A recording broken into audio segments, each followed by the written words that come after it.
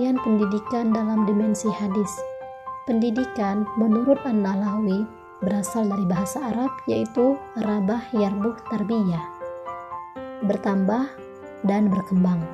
Sementara menurut Imam Al-Baidawi memberikan definisi tarbiyah yaitu menyampaikan sesuatu sedikit demi sedikit sehingga sempurna. Adapun pendidikan dalam dimensi hadis yaitu sebagai transformasi ilmu pengetahuan dari tingkat dasar menuju tingkat selanjutnya dengan didasari semangat tinggi dalam memahami dan menyadari kehidupannya sehingga ketakwaan, budi pekerti dan pribadi yang luhur. B. Dasar-dasar pendidikan yang dilakukan oleh Rasulullah SAW. Yang pertama, Al-Quran. Al-Quran selain menganjurkan manusia untuk belajar dalam arti seluas-luasnya hingga akhir hayat, juga mengharuskan seseorang agar bekerja dengan dukungan ilmu pengetahuan, keahlian, dan keterampilan yang dimiliki. Yang kedua, As-Sunnah. Hadis dijadikan sebagai dasar pendidikan dalam Islam merupakan sebagai penafsiran dari Al-Quran dan sebagai komplementar terhadap Al-Quran itu sendiri, serta Allah Subhanahu wa Ta'ala menjadikan Nabi Muhammad SAW sebagai suri tauladan bagi umatnya. C. Perbuatan dan sikap sahabat Nabi SAW. Pada masa Khalifah Rasyidin, sumber pendidikan Islam sudah mengalami perkembangan.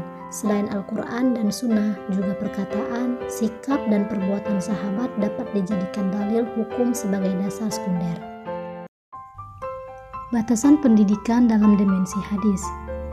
Belajar tidak mempunyai batas waktu, artinya tidak ada istilah terlambat atau terlalu dini untuk belajar. Proses dan waktu pendidikan berlangsung seumur hidup sejak dalam kandungan hingga manusia meninggal. Batasan pendidikan dalam Islam menurut Ramayulis itu ada 3. Yang pertama, batasan yang luas. Batasan yang luas, segala bentuk pengalaman belajar yang dilalui peserta didik dengan segala lingkungan dan sepanjang hayat. Kedua, batasan yang sempit. Batasan ini proses pembelajaran yang dilaksanakan di lembaga pendidikan formal, madrasah ataupun sekolah. Yang ketiga, batasan yang luas terbatas. Batasan ini segala usaha sadar yang dilakukan oleh keluarga, sekolah, masyarakat, dan pemerintah melalui kegiatan bimbingan pengajaran dan latihan yang diselenggarakan pendidikan formal, baik non-formal, informal, dan dilaksanakan sepanjang hayat. Poin D. Karakteristik pendidikan Islam.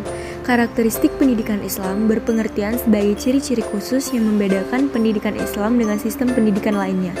Identitas yang membuat sistem pendidikan tersebut dapat membangun manusia seutuhnya, seimbang antara jasmani dan rohani, menjadikan manusia unggul dalam menghadapi kehidupan dunia dan akhirat. Ada beberapa karakteristik pendidikan Islam. Yang pertama, pendidikan yang tinggi dan sakral.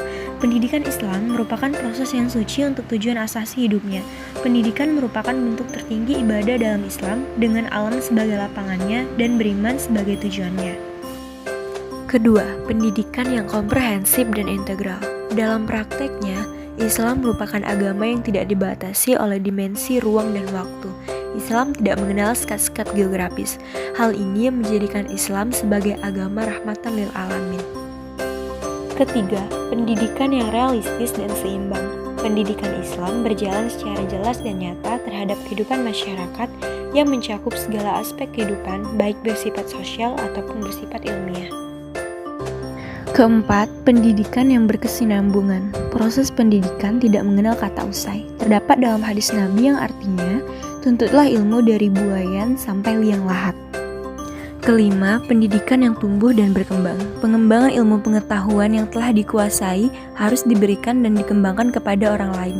Pendidikan Islam yang bersumber dari Al-Quran dan hadis wajib diaplikasikan dalam berbagai bidang ilmu selama tidak bertentangan dengan kaidah Islam. Yang terakhir, keenam, pendidikan yang global atau internasional. Sebagai agama yang universal, Islam dapat diterima oleh semua golongan, suku, dan bangsa. Karena Allah Subhanahu wa Ta'ala sudah menurunkan Al-Quran yang isinya tentang segala hal yang akan diperlukan manusia. Poin E, tujuan pendidikan menurut hadis. Yang pertama yaitu mencapai derajat takwa. Dari Abu Hurairah radhiyallahu anha, ia meriwayatkan bahwa Rasulullah SAW ditanya tentang siapa orang yang paling mulia. Beliau menjawab, orang yang paling mulia adalah orang yang paling bertakwa kepada Allah. hadis riwayat Bukhari dan Muslim. Hadis ini menunjukkan bahwa manusia yang paling mulia adalah yang paling tinggi tingkat ketakwaannya. Kedua, membentuk pribadi muslim yang paripurna. Tujuan pendidikan Rasulullah SAW adalah memperbaiki akhlak manusia dan menganjurkan umatnya senantiasa untuk menerapkan akhlak tersebut dalam kehidupan sehari-hari.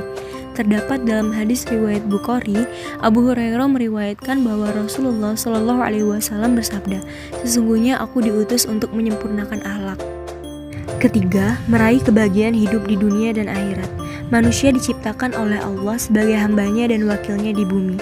Melalui pendidikan, seseorang diharapkan mencapai kesadaran pemikiran dalam mengemban amanat sebagai seorang hamba agar dapat meraih kebahagiaan dan kesuksesan di dunia maupun akhirat.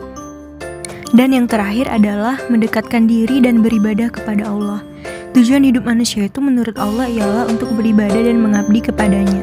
Dengan demikian, pendidikan Islam diarahkan untuk memfokuskan tujuan kepada pembinaan manusia untuk menjadi hamba yang soleh. Kesimpulan, pendidikan merupakan satu hal yang sangat penting dalam kehidupan. Pendidikan dalam dimensi hadis memiliki kedudukan yang istimewa. Dalam Al-Quran dan hadis dijelaskan betapa pentingnya pendidikan sehingga dihukumkan sebagai sebuah kewajiban bagi setiap muslim untuk mendekatkan diri kepada Allah SWT dan juga mengantarkan manusia pada kebahagiaan dunia maupun akhirat. Adapun konsep pendidikan Islam dalam dimensi hadis antara lain dasar-dasar pendidikan yang dilakukan Rasulullah, batas-batas pendidikan, karakteristik pendidikan, dan tujuan pendidikan.